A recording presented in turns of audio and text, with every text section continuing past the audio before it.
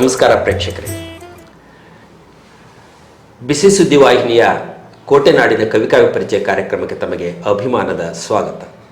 ಆತ್ಮೀಯರೇ, ಬದುಕು ಎತ್ತ ಸಾಗುತ್ತಿದೆ ಎಂದು ಪ್ರಶ್ನೆಗಳ ಜೊತೆಯಲ್ಲಿಯೇ ನಮ್ಮನ್ನು ನಾವು ಒಂದಷ್ಟು ಪ್ರಗತಿಯತ್ತ ಕೊಂಡೊಯ್ಯಬೇಕಾದ ಸುಸಂದರ್ಭ ಇದು.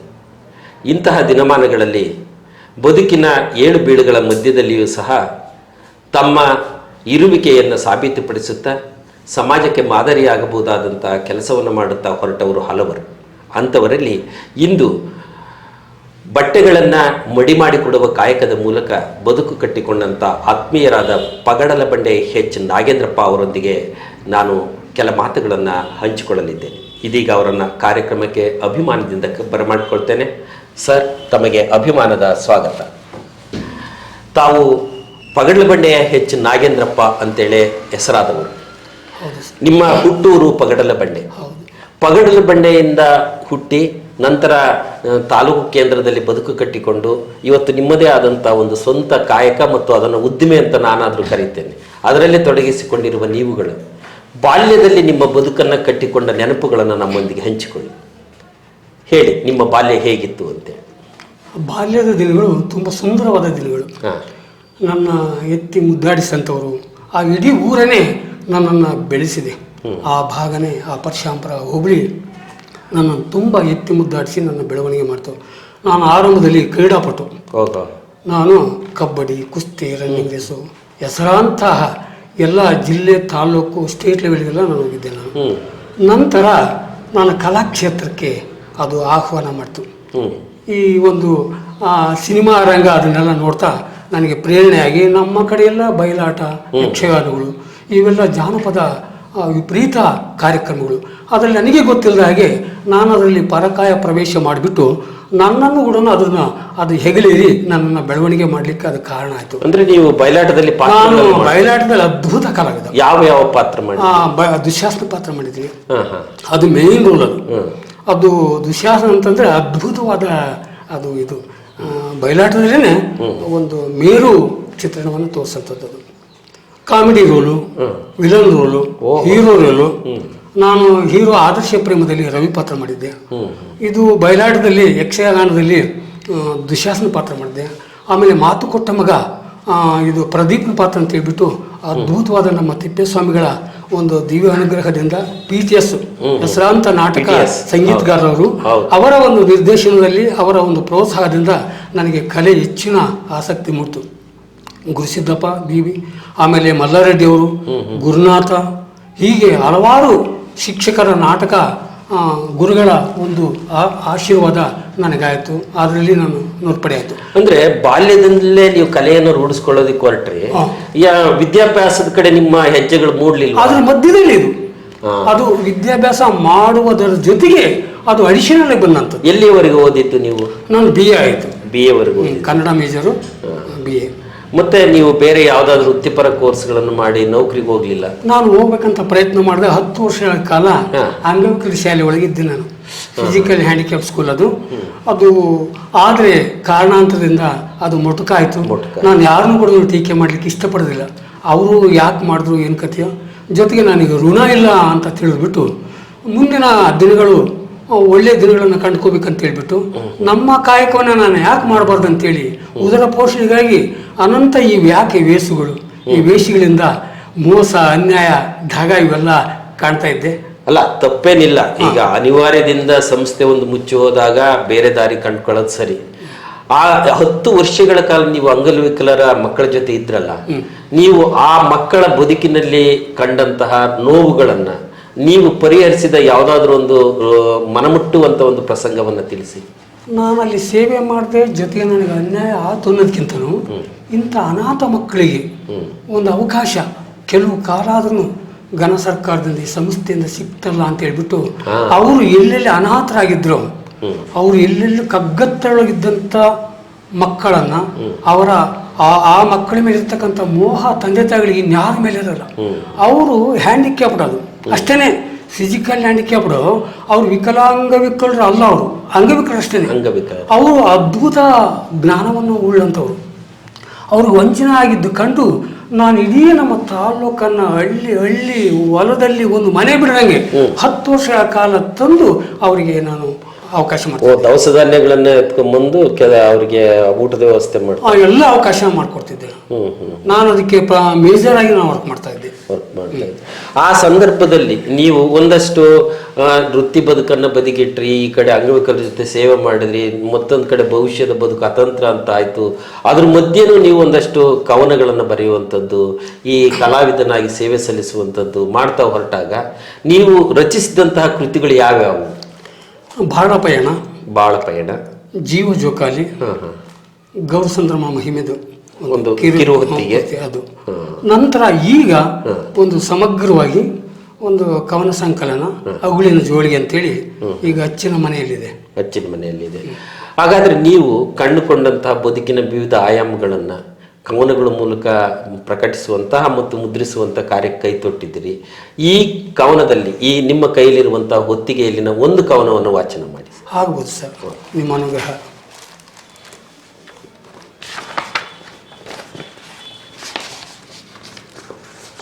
ಇದರ ಶೀರ್ಷಿಕೆ ಅಗುಳಿನ ಗಳಿಕೆಯ ಜೋಳಿಗೆ. ಅಗುಳಿನ ಗಳಿಕೆಯ ಜೋಳಿಗೆ ಹೇಳಿ. ಮುಗಿಲು ನೋಡುತ್ತಾ ಕಣ್ಣೀರು ಹಾಕುತ್ತಾ ಮನೆ ತಂಗಿ ಹಿಂಗಡಿಸಿ ಕೂನ ಹಚ್ಚಿ ಹೆಗಲಿಗೆ ಹೇರಾಕಿ ಬಗಲಲ್ಲಿ ಕೈಯಲ್ಲಿ ಕೂಸು ಕೂಳು ನೆತ್ತಿಗೇರಿಸಿ ಒಂದೇ ಎಲೆಯಲ್ಲಿ ಉಂಡರು.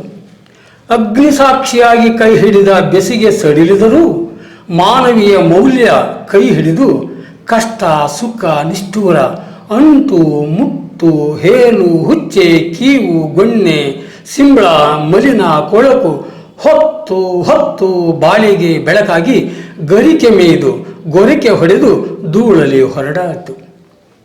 ಬೆವರು ಬಸಿದು ಸುಣ್ಣ ಚೌಳು ಸೆಗಣಿ ಸಮರಸ ಮಾಡಿ ಕಮ್ಮಿನೊಳಗೆ ಕಲಕಿ ಕಳ್ಳಿ ಮುಂಗರ ಬಳ್ಳಿ ಭತ್ತದ ಹುಲ್ಲು ತಳಕ್ಕೆ ಹಾಸಿ ಅರಿವೆಗಳ ಉರಿ ಮಾಡಿ ನಿಟ್ಟೊತ್ತಿ ಕಳ್ಳೆ ಪುಳ್ಳೆ ಒಲೆಗೆ ಇಟ್ಟು ಹುಬ್ಬೆ ಕಾಸಿ ತಕ ಕುದಿಸಿ ಪಾಕ ಬಂದ ಮೇಲೆ ತೆಗೆದು ಗುರಿಗಟ್ಟಿ ಕುಸೆ ಒಗೆದು ನಿಟ್ಟುಸಿರು ಕಾಲಲ್ಲಿ ತಿಕ್ಕಿ ತೀಡಿ ಕುಕ್ಕಿ ಉಜ್ಜಿ ಬಡಿದು ಸೆಳೆದು ಜಾಲಿಸಿ ಕೊರೆ ಹಿಂಡಿ ಗಂಜಿ ಮಾಡಿ ನೀರು ಎದ್ದಿ ಬಿಸಿಲಿಗೆ ಹಾಸಿದ ಮೇಲೆ ಗಲಿ ಒಳಗಿ ಶುಭ್ರವಾಗಿ ಪರಿಮಳ ಬೀರಿತು.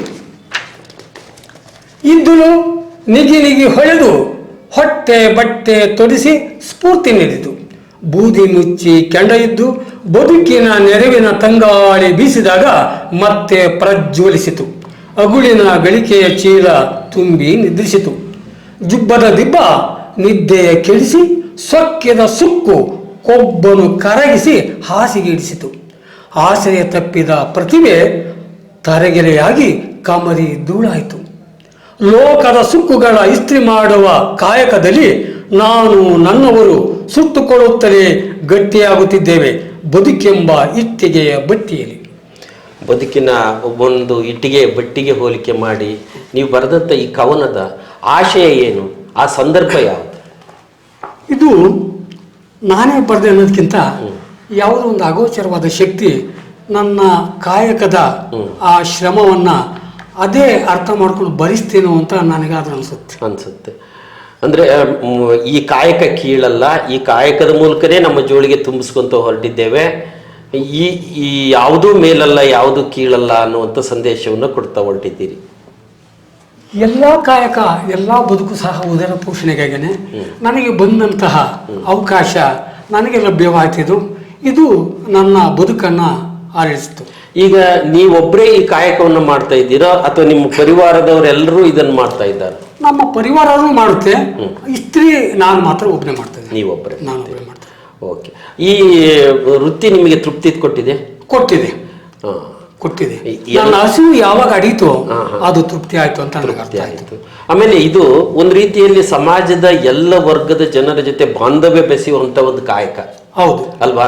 ಮೇಲು ಕೀಳು ಮತ್ತೊಂದು ಎಲ್ಲ ಅಲ್ಲಿ ಬಂದಾಗ ಎಲ್ಲರೂ ಒಂದೇ, ಎಲ್ಲರ ಬಟ್ಟೆನು ನನ್ನವೇ ಅಂತ ತಿಳ್ಕೊಂಡು ಅಚ್ಚುಕಟ್ಟಾಗಿ ಅವುಗಳಿಗೊಂದು ರೂಪ ಕೊಟ್ಟು ಗರಿಗರಿಯಾಗಿ ಮಡಿಸಿ ಮದುವೆಗೆ ಹೋಗೋರ್ಗೋ ಫಂಕ್ಷನ್ಗೆ ಹೋಗೋರ್ಗೋ ಚಂದ ಡ್ರೆಸ್ ಹಾಕೊಂಡು ಅಡ್ಡಾಡೋರಿಗೆ ನೀವು ಮಾಡ್ಕೊಡುವಂತ ಕಾಯಕ ಬಹಳ ತೃಪ್ತಿಯನ್ನು ತಂದು ನನಗೆ ತೃಪ್ತಿ ಅನಿಸ್ತು. ಅವರ ಪ್ರೀತಿ, ಅವರ ಮುಗುಳ್ನಗೆ, ಅವರ ನನ್ನನ್ನು ಮಾತಾಡಿಸುವ ರೀತಿ ನನಗೆ ಇನ್ನು ಬೇರೆ ಕಡೆ ಸಿಕ್ಕದಿಲ್ಲ. ಜೊತೆಗೆ ಆ ಕ್ಷಣದಲ್ಲಿ ನನ್ನ ಬದುಕನ್ನು ಕಷ್ಟವನ್ನು ನೀಗಿಸುವಂತಹ ಕಾಯಕ ಇದು. ಬದುಕಿಗೆ ಆರ್ಥಿಕ ಬಹಳ ಮುಖ್ಯ. ಅದು ನಾನು ಮಾಡಿದ ತಕ್ಷಣ ಸಿಕ್ಕುತ್ತಲ್ಲ. ಯಾವುದರಲ್ಲಿ ಇದರಲ್ಲಿ ಮೋಸ ತಾರತೀಡಿ ಯಾವುದು ವಂಚನೆ ಇಲ್ಲ. ನಿಜವಾದ ನೈಜವಾದ ಚಿತ್ರಣ ಇದರಲ್ಲಿದೆ ಅಂತೇಳಿ ನನಗೆ ತೃಪ್ತಿ ಸಿಕ್ಕಿದೆ. ಅದು ವೃತ್ತಿ ಬಗ್ಗಿರುವಂಥ ಗೌರವ, ಜೊತೆಗೆ ಇದ್ದದ್ರಲ್ಲೇ ಹಾಸಿಗಿದ್ದಷ್ಟು ಕಾಲ್ಚಾಚಿ ಬದುಕಬೇಕನ್ನೋ ಮನಸ್ಥಿತಿ. ಜೊತೆಗೆ ನಾನು ಪಗಡಲಬಂಡೆ ನಾಗೇಂದ್ರಪ್ಪ ಅಂತ ಹೇಳಿದ್ರೆ ಒಬ್ಬ ಬಹುಮುಖ ಪ್ರತಿಭಾವಂತ, ಕೇವಲ ಒಬ್ಬ ಇಸ್ತ್ರಿ ಮಾಡುವ ಅಥವಾ ಬಟ್ಟೆಗಳನ್ನು ಸರಿಪಡಿಸಿಕೊಡೋ ವ್ಯಕ್ತಿ ಅಲ್ಲ. ಅವರೊಳಗೊಬ್ಬ ಕಲಾವಿದ ಇದ್ದಾನೆ, ಸಂಗೀತಗಾರ ಇದ್ದಾನೆ, ಹಾಡುಗಾರ ಇದ್ದಾನೆ ಅನ್ನುವಂಥ ಮಾತನ್ನು ಕೇಳಿದ್ದೇನೆ. ಹಾಗಾದರೆ ನಿಮ್ಮ ಈಗ ಮೊದಲ ಕವನವನ್ನು ವಾಚನ ಮಾಡಿದ್ದೀರಿ, ಎರಡನೇ ಕವನವನ್ನು ಗಾಯನದ ಮೂಲಕ ಪ್ರೇಕ್ಷಕರೊಂದಿಗೆ ಹಂಚಿಕೊಳ್ಳಿ. ಖಂಡಿತ ಸರ್. ಆ ಕವನದ ಶೀರ್ಷಿಕೆ ಎಲ್ಲಿ ಹೋದವು ಮಳೆ ಮೋಡಗಳು. ಓಕೆ. ಎಲ್ಲಿ ಹೋದವೋ ಮಳೆ ಮೋಡಗಳು, ಬರಿದಾಯಿತು ಭೂ ದೇವಿಯ ಒಡಲು. ತುಂಬಿ ತುಳುಕಿದ ಕೆರೆ ಬಾವಿಗಳು, ಬಾಗಿ ಬಳುಕಿದ ನದಿ ಹಳ್ಳಗಳು. ಕಪಿಲೆ ಬಾನಿ ಮಿನಿಸಿಲ್ಲುಗಳು, ಕೇಕೆ ಹಾಕಿ ಹಾಡಿದ ದನಿಗಳು. ಎಲ್ಲಿ ಹೋದವೋ ಮಳೆ ಮೋಡಗಳು, ಬರಿದಾಯಿತು ಭೂ ದೇವಿಯ ಒಡಲು. ನವಣೆ ಕೊರ್ಲಿ ಆರ ಕಸಾವೆ, ಸಜ್ಜಿ ಉಳ್ಳಿ ಸಿರಿಧಾನ್ಯಗಳು. ತೂರಿಕೇರಿ ಮಾಡಿದ ದವಸ, ಸೇರು ಪಾವು ಗಿದ್ದಗಳು. ಎಲ್ಲಿ ಹೋದವೋ ಮಳೆ ಮೋಡಗಳು, ಬರಿದಾಯಿತು ಭೂ ದೇವಿಯ ಒಡಲು. ಕುಟ್ಟಿ ಬೀಸಿ ಮಾಡಿದ ಅಡುಗೆ, ಸ್ವಾರೆ ಮುಚ್ಚುಳ ಕೆರೆ ಬಿಲ್ಲೆಗಳು. ಮಣ್ಣಿನ ಗಡಿಗೆಗಳು, ಸೇದಗ್ಗಗಳು, ಇಲುಕ ಕಲ್ಲಿ ನಿಲುವುಗಳು. ಎಲ್ಲಿ ಹೋದವೋ ಮಳೆ ಮೋಡಗಳು, ಬರಿದಾಯಿತು ಭೂ ದೇವಿಯ ಒಡಲು. ಎತ್ತು ಗಾಡಿ ಅಗಡು ಕಡಾಣಿ, ತಟ್ಟಿ ಪುಟ್ಟಿ ಜಿಲ್ಲೆಯದಿಗೆ ಮಂಕ್ರಿ ಗೆರೆಸೆ ವಾಡೆವುಗಳು.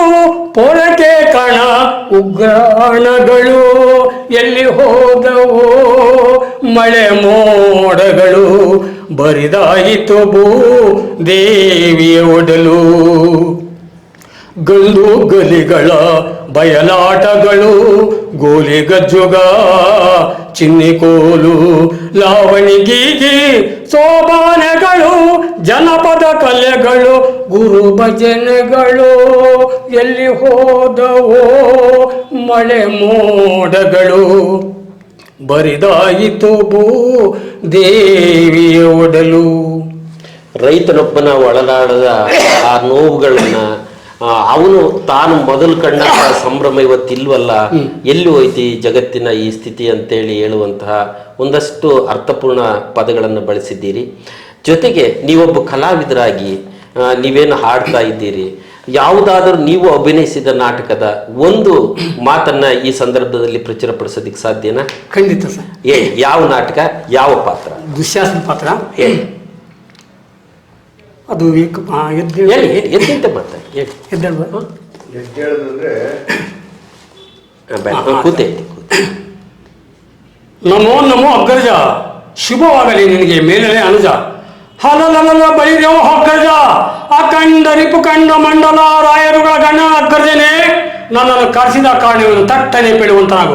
ತಂಡ ತಂಡ ಪ್ರಾಣಿಗಳನ್ನು ಖಡ್ಗದಿಂದ ದಿಂಡಿಗಡುವ ಆ ದಂಡಾದಲ್ಲಿ ಹಿಡಿದುಕೊಂಡು ಬರಲೆ ಹಾಗೆ, ಚಂಡ ಪ್ರಭಾಖಂಡಿತ ಸೂರ್ಯಮಂಡಲಂ ಈ ಗುಮ್ಮಡಕ್ಕೆ ತಡೆ ಹಾಗೆ, ಭಾಸುರ ಶಾಸನ ಪಟುಗಳ ಆದಿಶೇಷನ ಘಾಸಿ ಮಾಡಿ ಬಿಡದ ಹಾಗೆ, ಪುಡಿಗಳನ್ನು ದೊಡ್ಡನ ಈ ಭೂಮಿಗೆ ಕೆಡಹಿ ಬಿಡದ ಹಾಗೆ, ಕೊಬ್ಬಿನಿಂದ ಉಬ್ಬಿರುವ ಈ ವೈರಿಗಳ ನಿಬ್ಬರವನ್ನು ಅಡಗಿಸಿ ಬಿಡದ ಹಾಗೆ ನಿಮ್ಮ ಮನಸ್ಸಿನಲ್ಲಿ ದಾವಾಲೋಚನೆ ಇರುವುದು.